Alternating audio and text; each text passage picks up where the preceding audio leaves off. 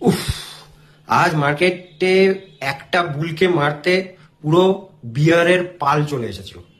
আজকে Nifty 486 point down হয়েছে। প্রায় প্রায় না বলবো 2% ডাউন হয়ে গেছে।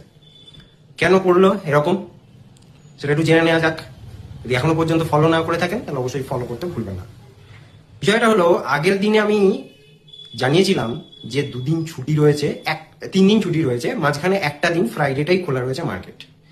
তো যারা ওই টাইমে মানে 23,400 এর কাছাকাছি যারা প্রফিট করেননি তারা অবশ্যই করে নিন।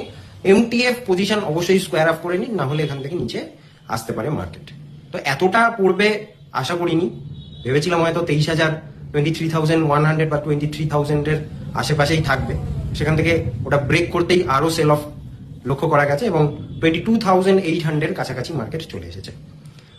তো কেন এলো? প্রথম কথা হচ্ছে, আমার একটা রেকগনাইজড এফআইআইস যে হচ্ছে ইন্ডিয়ান মার্কেটকে পুরো ডাউনগ্রেড করেছে, যার টার্গেট কমিয়ে মানে 29,000, 29,000 যেখানে নিফটির টার্গেট ছিল সেটা কমিয়ে 25,900 করে দিয়েছে, মানে মোটামুটি মোরালেস 26,000। তো সেই হিসেবে কেন করলো? একটা হচ্ছে এই ওয়ার সিচুয়েশনের জন্য ক্রুড অয়েলের দাম প্রচুর পরিমাণে বেড়ে যাচ্ছে এবং লাগাতার এফআইআই সেলিং।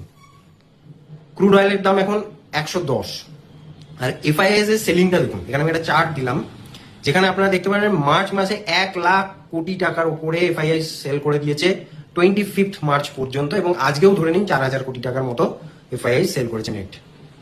তাহলে প্রচুর পরিমাণে সেল অফ আসছে। তো এখন হচ্ছে আমরা যেই আগের লোটা যেটা পড়ে এসেছিল 22,000 মানে 22,500, ওটাই আমরা ধরবো।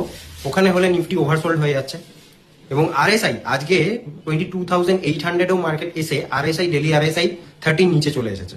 এই আরএসআই 30 নিচে চলে এসেছে এবং পি নিফটির ভ্যালুয়েশন কিন্তু অনেক কম আছে, সেটা হচ্ছে 20-র আশেপাশে।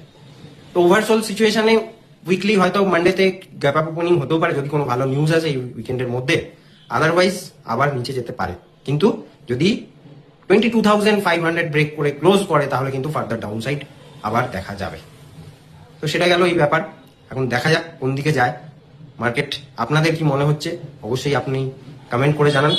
আর মার্কেট কি এখানে ওভারসোল্ড হলো?